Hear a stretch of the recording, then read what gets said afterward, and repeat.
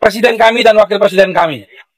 Karena kami menemukan banyak sekali fakta-fakta kecurangan yang telah kami verifikasi.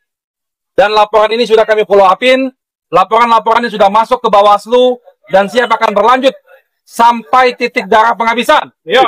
Kami akan melaporkan ini sesuai dengan prosedur hukum yang ada. Selanjutnya kami persilakan kepada Pak Anies dan Pak Muhaimin untuk menyampaikan. Oke. Terima kasih kepada tim hukum nasional, Pak Ari dan seluruh jajaran, terutama tim hukum daerah yang telah terus mengumpulkan fakta, data, potensi bagi persiapan terwujudnya pemilu yang jujur, adil. Dan insya Allah kami akan siap dengan seluruh proses yang berikutnya, di mana THN akan menyiapkan berbagai langkah-langkah hukum untuk memberikan kepastian bahwa pasangan Amin adalah pasangan yang memiliki kesiapan untuk masuk di putaran kedua. Amin. Amin. Ya, saudara sekalian, kami ingin garis bawahi.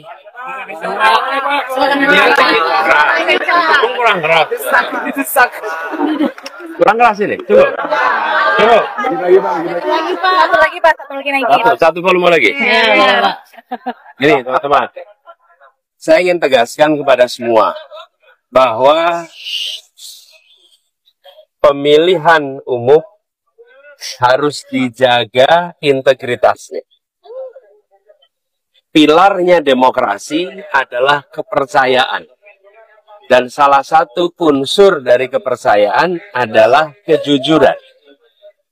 Agar proses demokrasi ini berjalan dengan baik dan menghasilkan pemerintahan yang maka Pilpres, pemilu harus dijalankan dengan kejujuran. Kami tidak mau gegabah. Tidak ada di hari pertama, hari kedua, deklarasi kecurangan ini, tidak. Kami tidak mau gegabah.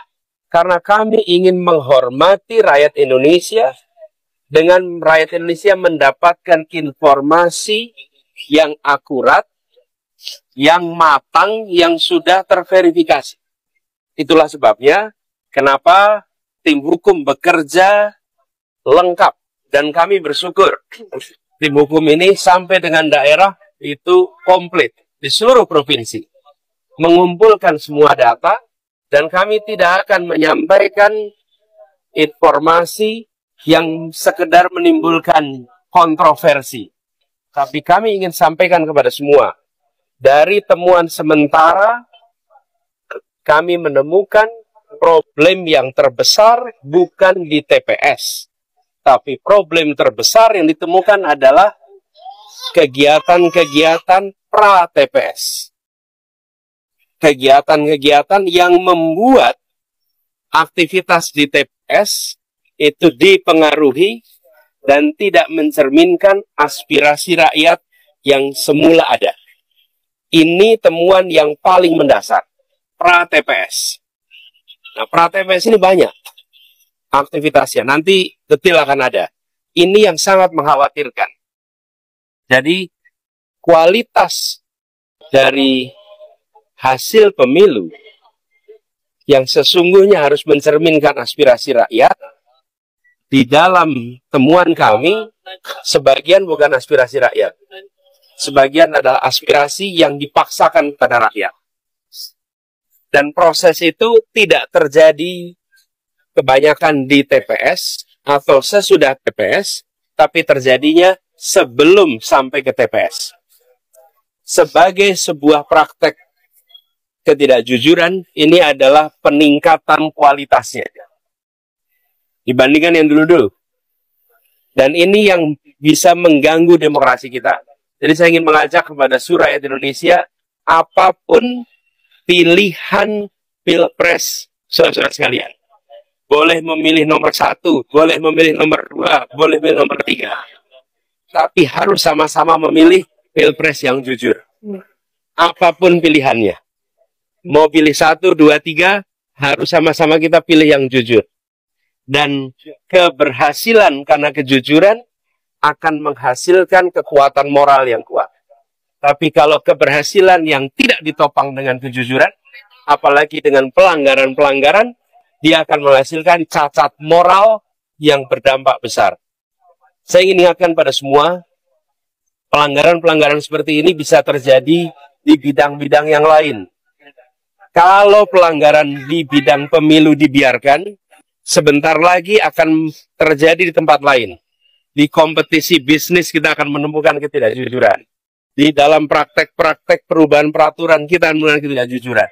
Jadi penularan akan terjadi bila peristiwa di sini dibiarkan. Karena itu pada siang hari ini ketika kami berkumpul bersama di sini kita mendengarkan, nanti sesudah semuanya lengkap pada waktunya tentu akan ada langkah berikutnya. Tapi sekali lagi saya ingin sampaikan, kami tidak gegabah, kami tidak akan menyampaikan informasi sekedar membuat kontroversi, karena kami ingin menghadirkan hasil pemilu pilpres yang berkualitas, yang penuh dengan nilai kejujuran. Itu yang bisa saya sampaikan. Dari kepercayaan itu langkah konkretnya, apakah sudah ada komunikasi juga dengan N03? Saya sampaikan tadi, kami tidak ingin separuh-separuh, biar tuntas semua. Sekarang proses pengumpulan sedang jalan terus. Pak Anies, ini kan kepercayaan publik terhadap KPU, Bawaslu, dan juga MK ini mulai berkurang. Nantinya ketika masalah ini dibawa ke MK, seberapa yakin keputusan nantinya itu akan adil? Begitu, Pak Anies? Kita tunggu nanti. Yang jelas bagi kami sekarang, kami ingin agar semua informasi yang terkumpul, terverifikasi, solid, dan kami minta kepada semua jajaran aparat kita, jangan ada yang mengintimidasi mereka-mereka yang mau bersaksi. Ya. Karena kita sudah menemukan di lapangan, mereka yang menemukan praktek-praktek penyimpangan, itu mengalami intimidasi, mengalami ketakutan, padahal ini negeri yang merdeka, jangan sampai itu terjadi. Masalah Simin Pak Anies ini kan salah satunya, mungkin kalau misalkan pra TPS, apakah terkait pelanggaran yang dilakukan tapi tidak ditindaklanjuti oleh Bawaslu, dan mungkin kalau misalkan dari Parpol sendiri, Gus dari PKB akan mendorong untuk melakukan hak angket di DPR untuk panggilan ke KPU Bawaslu, itu seperti apa sih, Gus? Karena Pak Ganjar juga mau dorong untuk hak angket kecurangan dibawa ke hak angket DPR. Gimana? Ya, gini, ketika kita mendengar akan dilakukan, kami melihat itu ada inisiatif yang baik. Dan ketika Pak Ganjar menyampaikan keinginan untuk melakukan angket itu, fraksi PDI Perjuangan adalah fraksi yang terbesar. Kami yakin bahwa koalisi perubahan, Partai Nasdem, Partai PKB, Partai PKS akan siap untuk bersama-sama. Jadi siap, saya memandang dengan adanya inisiatif angket, proses di DPR bisa berjalan, kami siap dengan data-datanya, dan di bawah kepemimpinan fraksi terbesar, maka proses DPR bisa berjalan. Saya yakin Partai Koalisi Perubahan siap untuk menjadi bagian dari itu. Berarti dalam waktu dekat ada planning buat ketemu Pak Ganjar dan 03 nggak, Pak Anies? Nanti kita kabarin. Pak Anies, ada komunikasi sebelumnya? Kan fraksi di PKB dikerahkan. Ya, udah dijawab sama Mas Anies. 3 partai solid. 3 partai solid. PKB juga siap berarti yang membawa ini ke... 3 partai solid, bukan hanya PKB. Anies, tanggapannya Pak Surya Paloh bertemu Pak Jokowi. Begini, saya ingin sampaikan bahwa kita semua ini solid, tidak ada yang berubah. Ya. Anies Muhaimin jalan terus bersama. Kita ini bekerja intensif tiap hari terus. Memang tidak selamanya muncul di media. Karena memang bukan hari kampanye. Kalau hari kampanye memang kita ada kegiatan-kegiatan kampanye terbuka. Tapi pertemuan-pertemuan jalan terus. Lalu partai koalisi solid sesolid-solidnya. Jadi jangan khawatir. Kita jalan terus bersama. Berarti pertemuan itu belum dikomunikasikan kepada koalisi. Jadi, kalau pertemuan-pertemuan itu terjadi biasa aja. Menurut saya gini, kalau pertemuan itu kedengaran media 2-3 hari sesudahnya, itu baru serius. Pak Anies, tapi kalau belum kejadian sudah rame, itu berarti tontonan aja itu.